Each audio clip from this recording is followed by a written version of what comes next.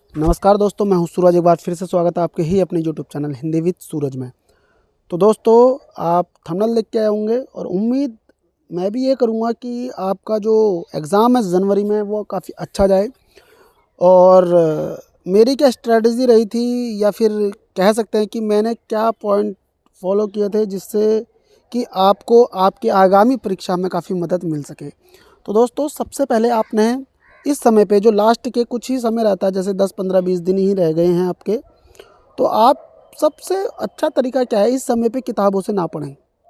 आप किताबों से ना पढ़ें तो किससे पढ़ें? कहने का मेरा कारण मतलब मेरा मुख्य बात क्या है, मैं इस चीज़ को समझाना चाहूँगा आपको। आप लोग अपने नोट्स का प्रयोग करें इस समय पे। नोट्स जो आपने सभी ने बनाए होंगे, तो ज़्यादा से ज़्यादा अपने नोट्स को रिवाइज़ करें। और जो प्रीवियस ईयर पेपर हैं, जैसे कि मैं आपको बुक दिखा देता हूँ, ये दिख रही होगी आपको, यूथ की बुक, ठीक है।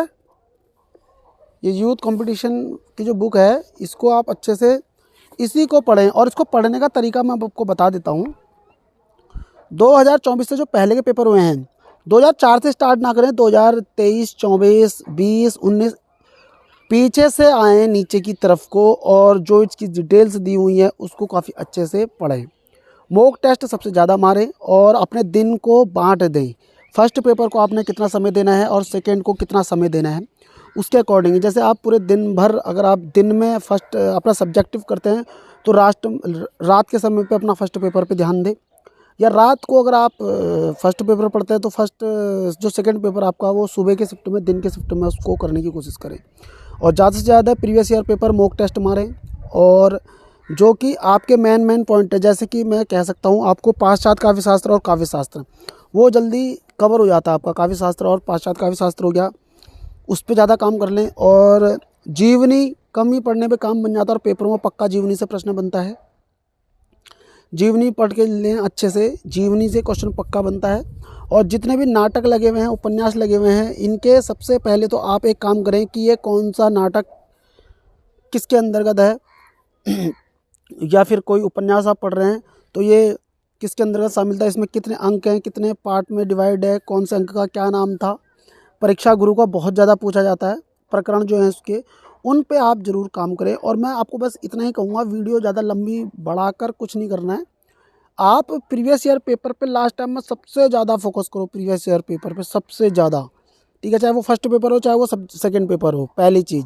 दूसरी चीज़, जो आपके नोट्स बने हुए हैं, अब किताबों से पढ़ना कम कर दो। जो आपकी गाइड हैं उनको पढ़ना कम कर दो।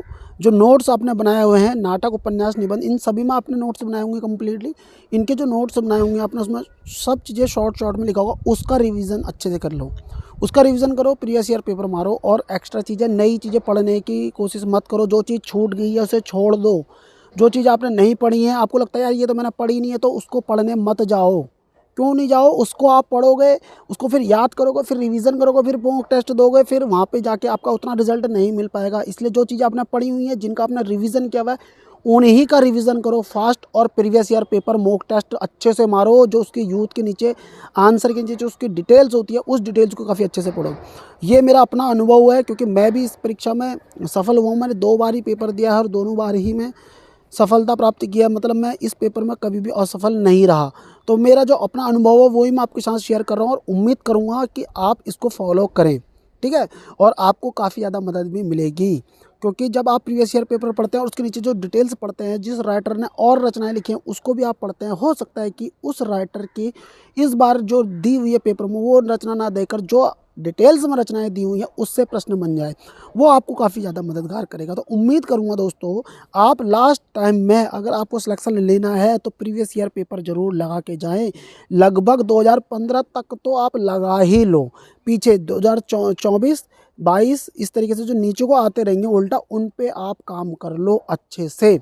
वही प्रश्न आपको सिलेक्शन दिलाएंगे, क्योंकि उसमें जो डिटेल्स होती है, सिर्फ क्वेश्चन पढ़ के उसका आंसर रटने की कोशिश मत करना। मैं पहले ही आपको बता रहा हूँ, उसकी डिटेल्स पढ़िए, अच्छे से समझिए क्या कहना चाह रहा है, किस तरीके के प्रश्न बन रहे हैं, आपको बहुत अच्छे से अंदाज़ा लग जाएगा। क्योंकि इसमें कई सारे ऐसे बच्चे होंगे जिन्होंने पहले भी पेपर दिया होगा, कुछ ऐसे होंगे जिनका ये पहला अटैम्प्ट होगा। तो जिनका पहला अटैम्प्ट हो चुका तो उनको तो अनुभव होगा ही कि किस तरीके के प्रश्न बनते हैं। लेकिन जो पहला अटैम्प्ट दे रहे हैं उनसे भी मैं ये गुजारिश करूँगा कि आप ज़्यादा कंफ्यूज ना होएं। जो क्वेश्चन आ रहा है तो अच्छी बात है, और जो नहीं आ रहा है तो भी आपने देखो माइनस मार्किंग है नहीं, तो आप उसको भी सिलेक्ट करके आएँ। और ये ना सोचें कि मैं इस प्रश्न को लास्ट में देखूंगा, तो लास्ट में जब हम करते करते करते करते जब समय नहीं बच पाता तो हम वो प्रश्नों को भी सही छोड़ के आ जाते हैं जल्दबाजी में, या फिर समय नहीं बचता। इस तरीके से बहुत सारी समस्याएं आती हैं, क्योंकि फर्स्ट पेपर में जब DI आ जाता है या फिर रीजनिंग के कुछ सवाल आ जाते हैं, कुछ मैथ के सवाल आते हैं, वहाँ पे हम फंस जाते हैं, तो उनमें हमारा समय लग जाता है।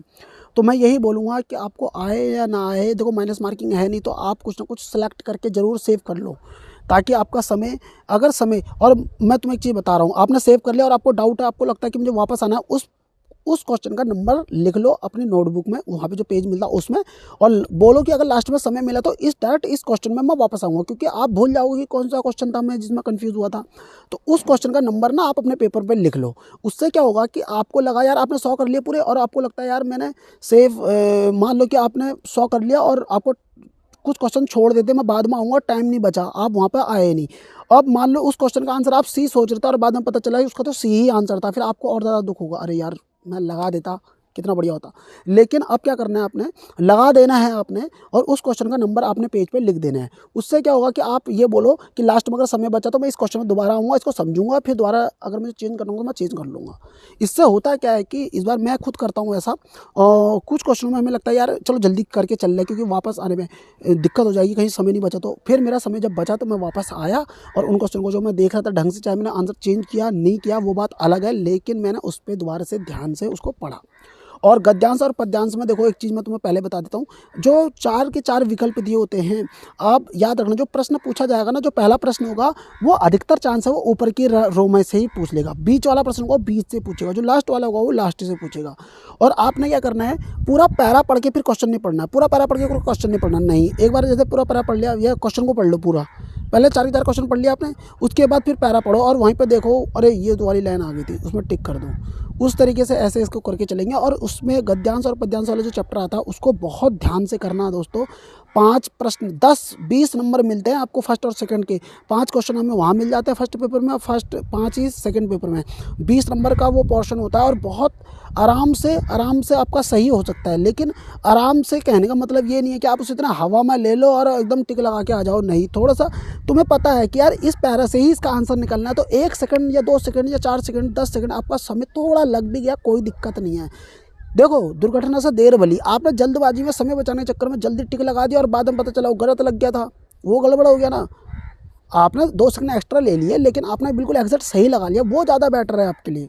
तो इसलिए वो गद्यांश और पद्यांश में ढंग से काम करना। और लास्ट टाइम में भैया किताबें पढ़ना बंद कर दो, जो भी मेरी वीडियो देख रहा है अपने नोट्स, जो आपने शॉर्ट नोट्स बनाए हैं उन पे काम करो, और प्रीवियस ईयर पेपर पे काम करो, सबसे ज़्यादा वही जो चीज़ है आपको सफलता दिलाएगी। तो उम्मीद करता हूँ आप मेरी बात को समझे होंगे, और मेरी बात अगर आप समझे हैं और आप मेरी बात का समर्थन करते हैं तो आप वीडियो को लाइक कर सकते हैं। और हिंदी साहित्य से UGC नेट की अगर तैयारी कर रहे हैं तो आप चैनल को सब्सक्राइब कर सकते हैं, क्योंकि मैंने उसमें प्लेलिस्ट बनाई हुई है और काफ़ी सारा मैटर मैं आपको दे चुका हूँ। तो मिलते हैं आपसे नेक्स्ट वीडियो में। उम्मीद करूँगा आपका पेपर बहुत अच्छा जाए, आप अच्छी मेहनत कर रहे होंगे और आपको सफलता मिले। मिलते हैं नेक्स्ट वीडियो में। Thank you, bye bye.